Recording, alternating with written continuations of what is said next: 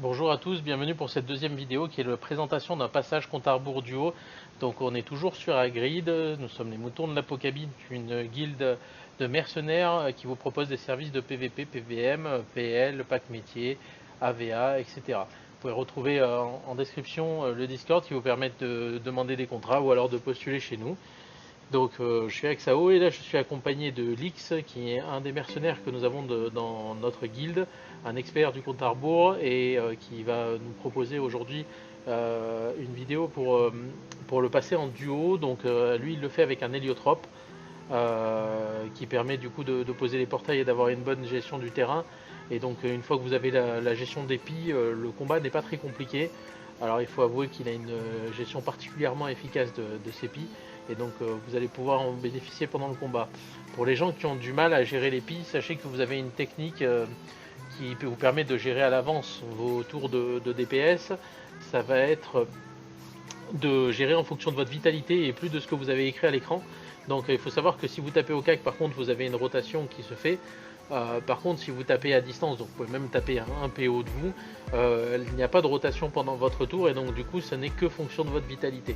Vous trouverez sur le site de Dofus pour les noobs en allant sur le donjon du compte à rebours le listing des différents états, mais le plus important pour ceux qui auraient un peu de mal, ça va être celui qui se situe entre 74 et 45% de vitalité.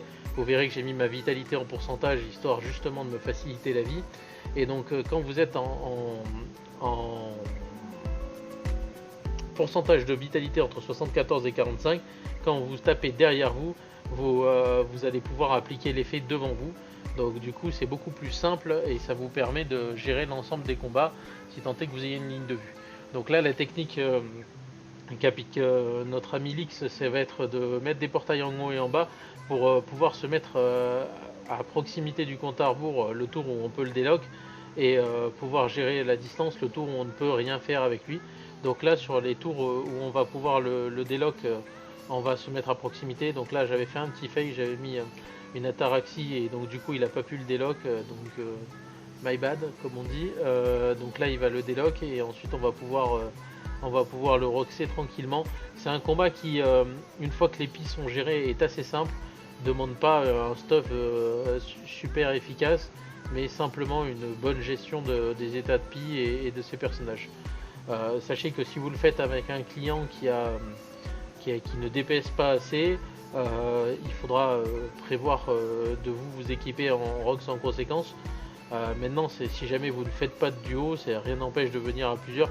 Les monstres rajoutés ayant très peu de PV et des malus de résistance assez importants se défoncent assez facilement. On va arriver sur la fin du combat. Il y a la possibilité également de gérer les autres succès de la même façon. C'est juste qu'il faut y faire attention. Bien entendu, si jamais vous faites des passages réguliers avec votre héliotrope, n'hésitez pas à quitter avant la fin du combat en indiquant du coup à votre client à quel endroit il doit taper pour son dernier coup.